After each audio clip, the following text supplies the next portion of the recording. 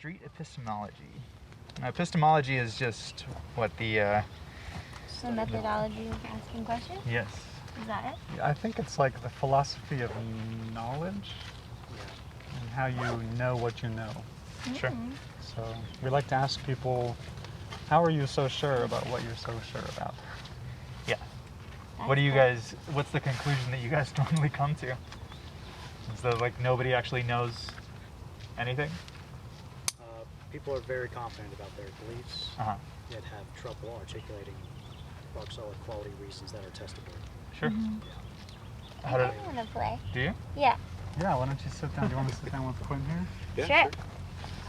How did I do? You were awesome. Hi, Hi.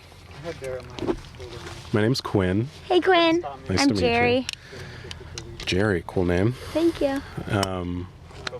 Did you have anything on your mind to talk about? Yeah, I was thinking on sort of a similar scope of the failure of sex education in schools. Yeah, okay. I guess I haven't ever done this before, but I guess I should kind of do what he did. It's so official when it's on a post-it. Exactly, yeah. If you had to put your claim into a simple sentence, what would it be? Yeah, a simple sentence. I can distill this further, but I suppose our approach to sex education fails to fully support and encompass the totality of... This is tough. Yes, I know. I know. That's why I'm like, let me figure out. Our approach to is a sex- failure, I think. Is Our approach to sex ed fails to fully support the youth. the youth. Yeah. Good, nice. Great. Okay. What is our approach to sex education generally, as you might describe it? Yeah, so I think it's, and this is a generalization, absolutely, but I think throughout the country it's twofold. So there is abstinence-based education, which is nothing, Yeah. I would argue, that says we, just don't do it. Right. It's a Celibacy. sin. I think it's largely based in religious philosophy, beliefs. And then the other side of that is more preventative, so and anatomical. And so truthfully, where I think we lack a lot of education is on emotional intimacy, consent, body autonomy, and actually fostering relationships with other folks, right? So understanding that there's more than just physical contact, and understanding maybe what body parts do and how they fit together, potentially. And body autonomy is like just the basic concept of your body being your own, right?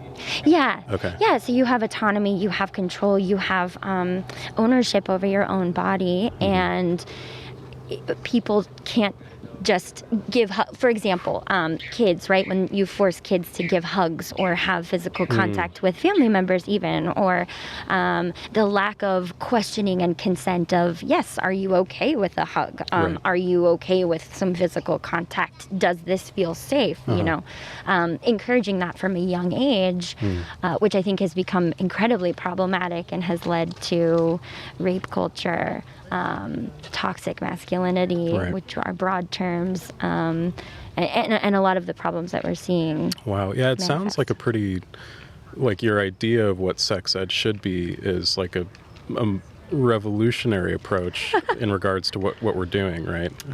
I suppose that's true. I think you said that we should include like emotional intimacy or like just relationship building in regard in tandem with teaching sex ed. Well, we have a class called Health. I think a lot of people have experienced a class called Health, right?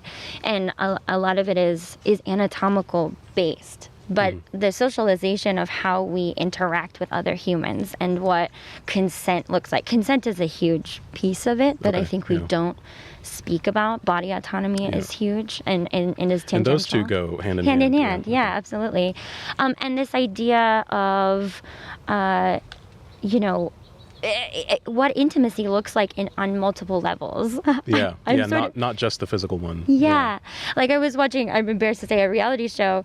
But what I thought was my biggest takeaway from it was that we're just lacking this ability to connect emotionally, and that relationships are so physical and based on outward appearance and sort of what sex is, right? And we have a very myopic viewpoint of what sex is. It's penetration. Great word. And so to expand this idea can only be helpful. And other countries do a much better job than we do here in the United States, quite frankly. I'm curious as well where you might put your needle on this claim. How Yeah. sure are you? I'm pretty far. Oh wow, I'm that's pretty, like, yeah. 95 type. Yeah. Okay. What makes you that confident? Yeah. So it's interesting. I actually have a podcast all about sex and love and relationships and intimacy, and I bring on a bunch of different guests to talk about it. And through speaking with so many different people and my own personal experience with it, particularly growing up and thinking that like the Disney relationship, fairy tale being saved, like you need a person in your life, this like you're not complete until you have somebody else. Cinderella story. Yeah, exactly.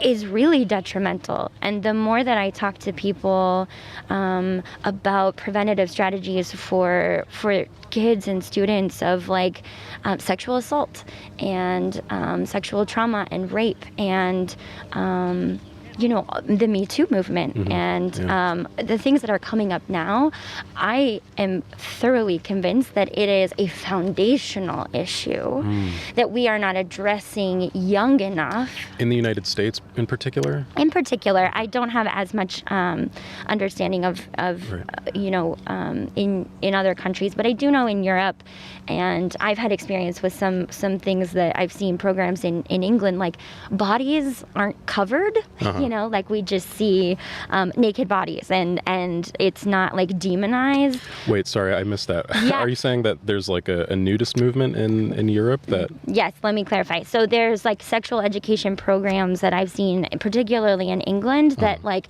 just showcase all different body types without any kind of sexualization. It's just all body types exist and bodies are okay, right? Okay. I would say largely in the United States, we have this dichotomy of things happen behind closed doors.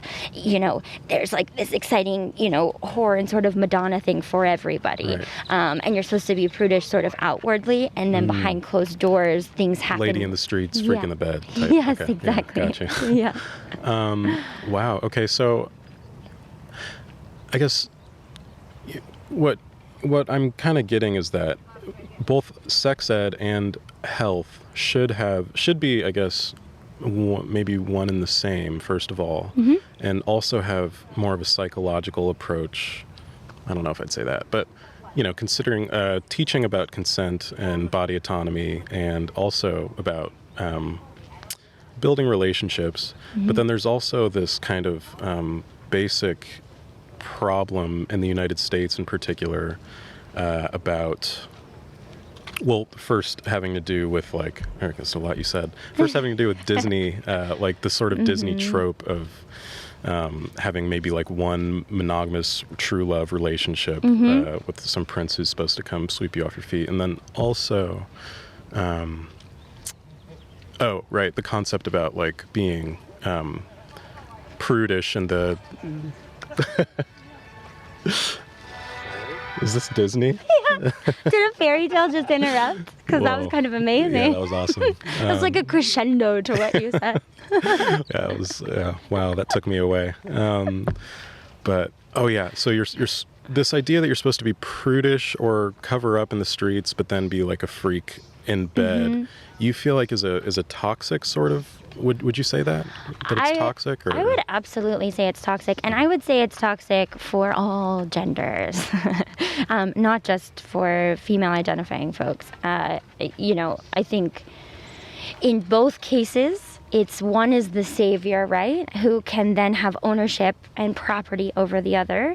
And the other is in waiting, has no autonomy, has no control, and just waiting for the other person to come. I'm so save sorry. them. Are you talking about men and women Yes. here? Okay. Yeah, but I think it can, I think it also creates such a binary, and in a world where I think we are exploring outside On a of the spectrum. binary. Yeah, okay. Yeah, it also creates sort of these very, man, I'm losing the word. Niche, but narrow, Yeah, and very yeah. narrow. That's great. And very narrow idea of the roles in which we can step into, right? Right. And the roles in which we need to follow in order to live a happy life, to be, I don't know, to do the American dream, essentially, Okay, right? got To like you, yeah. procreate, to like do the thing, check off the boxes of marriage and babies and the white Got picket it, house. yeah. And It's like an oversimplification, and it just creates these really narrow lanes that people are expected to follow or Yeah. go into. I'm curious what you think. I'm curious about your ideal in this sort of situation. Like what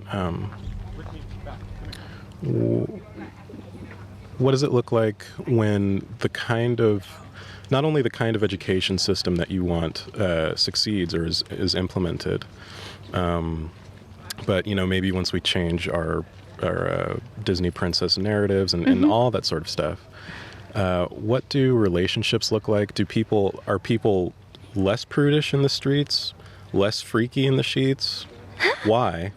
yeah, I don't think either. I mean, all of those things and more, right? I think in my ideal world, in the world that I'm hoping to be a part of creating, is more open communication, right? And honesty. More open communication, honesty, the ability to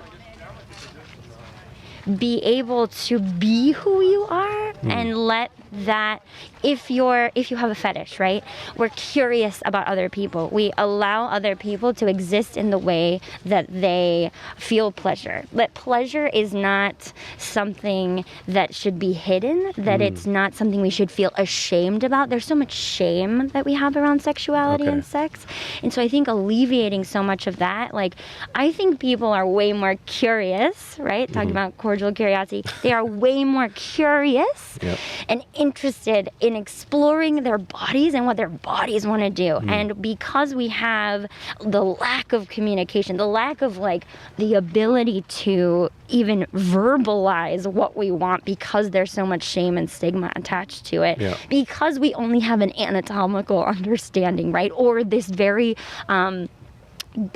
dichotomy of like, you're going to go to hell or you're Right. going to go to heaven, right? Yeah. If you don't do it right. Like, there's so many consequences that prevents us from really being able to explore. Definitely. Yeah. And I think like we often operate so much in our heads, like we're such in a headspace in the United States, particularly, I would say globally as well, but particularly in the United States. And like, as we start to get body awareness through this exploration, I just think it will penetrate everything in terms No of... pun intended. No pun intended, of course. Yeah.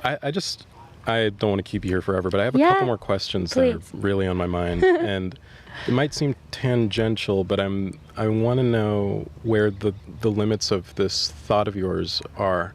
Like, and mostly in regards to people exploring their sexuality, because it almost sounds like Ask me. that's maybe the point of, or maybe the goal of where this your particular education style would lead, is to open communication, honesty about sex and your body and all that kind of stuff. Do you think people should be able to just have sex wherever in public? Oh, I think that brings up an interesting consensual conversation. And so, no. I think in the spaces where, so like sex parties, stuff like that, where it is consensual, that like people have consented that this is a room where sex can happen, sex acts can happen, absolutely. But no, because I think other people are not consenting To seeing that. that, Okay. and that is also a really big part of it, right? Like they have the choice to Yeah. not have to see something like that. And so, no. No. Okay. Should people be able to be nude whenever? So that I think is really interesting because I do think this free the nipple is amazing, and this idea that like, folks with am I allowed to say? Anything. Okay, great. So penis having folks who don't have breasts, right? Like they're allowed to show their top half of their body, but then who have breasts are not allowed to. Like that feels insane to me, and I sort of feel that way about genitalia as well. And I think the more we destigmatize bodies in general, like I think it's kind of funny that we cover up babies all the time. Like they're so cute with clothes on, but also like yes, they need a diaper, but this idea that we need to cover up, I think is that is particularly weird. Like Western it's almost like we're weird. sexualizing baby dicks or something. That's why we're hiding them. Yeah. That's weird.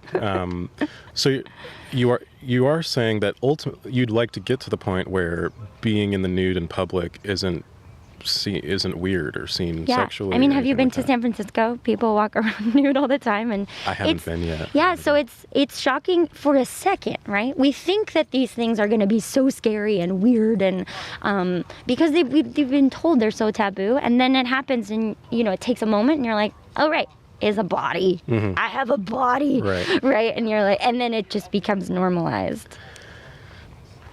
Just a couple more questions. Yeah. What is the difference, maybe fundamentally, between having sex in public and being naked in public, as in regards to consent?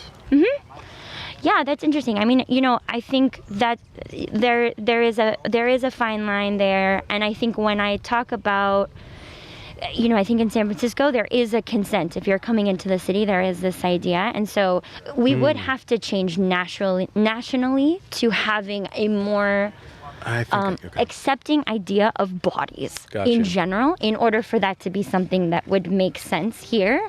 And sex acts, I think, are different. There is a pleasure that is being, showcased, and I don't think that everybody has to be okay with that, or nude bodies, but I do think the more we take stigma off of the body, the more it leads to these other type of exploration, these other type of destigmatizing what our desires and what we're interested in. Let me see if I'm understanding. You're saying San Francisco is kind of a place where it's a closed environment, sort of, where being nude is acceptable, and you sort of, by entering, you sort of give your consent to see naked people. Are you saying that if there were a place like San Francisco where fucking were okay in public, that would be okay? I mean, there are places, like sex parties and such like that, like those exist, where those are the common rules, and you have consented if you are there to seeing that. So, yes. Okay.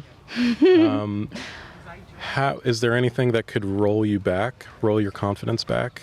Any data, any evidence, any personal experience you could have that might make you less confident in your claim? I think like it's always fluid, right? And I think that this is a ongoing conversation, and I acknowledge that it's slow and it's not going to be the same for everybody, and that there are mishaps that are going to happen. When I think about having a kid and bringing a child into this world, like the conversations that I want to have are changing, and it's a constant of like, okay, how much is too much information, and what kind of questions are too probing for a kid, and how do I alleviate shame but also give way for exploration? And so I don't have the final understanding of what it would look like. I do just know it's not working right now, and I think that through evidence of like everything that came out with the Me Too movement and all of the stuff happening in this upheaval now, is very clear that how we are talking about this is not effective and is harmful for everyone. Is there any kind of outcome from your ideal sex ed approach that, if a high school practiced this, that you would, is there any kind of outcome that would make you think that approach was a failure? Like if for some reason everybody started just getting STDs and I mean, I guess if like, I guess my answer to that is that it's just a hypothetical. I'm Yeah, not yeah, saying it would happen. I guess my answer to that is like, if STDs were to go up, right, or if your rape or assault were to increase, then yeah, things would have to be addressed. So instead of the sort of static Right. approach that it is now, I would say it would be a Fluid approach, changing. right? That's Okay. like, oh wow, we didn't address this piece, and now there's suffering because of it, and so how can we do better? And I think that's integral in the piece of this ideal sort of approach is like, there is a conversation. We haven't just decided that we did it and we check it off and then it's just done. Yeah, we still need to work at it. Right. What was your name again? Geri. Geri. Okay, thanks so much, Geri. I would Yeah. shake your hand, but COVID and all that. Totally. You know, so. Yeah, this has been awesome. Thank you so much. Yep. Wow. Cool. Jerry, that was great. Thanks. You get a puzzle piece. I could talk about that Oh all yeah, day. would you like a Oh, yeah, sure. Thanks. one of the McDonald's colors? I sweat all over your chair. I'm sorry. You want to plug your podcast? Yeah, I would love to plug my podcast. Oh, cool. Yes, please check out my podcast. It's called Finding My Yum. Anywhere that you can find podcasts, Spotify, Apple, etc. At Finding My Yum podcast on both Instagram and Facebook. And my name is Geri Courtney-Austein. So yeah, reach out to me. Cool. Thank you.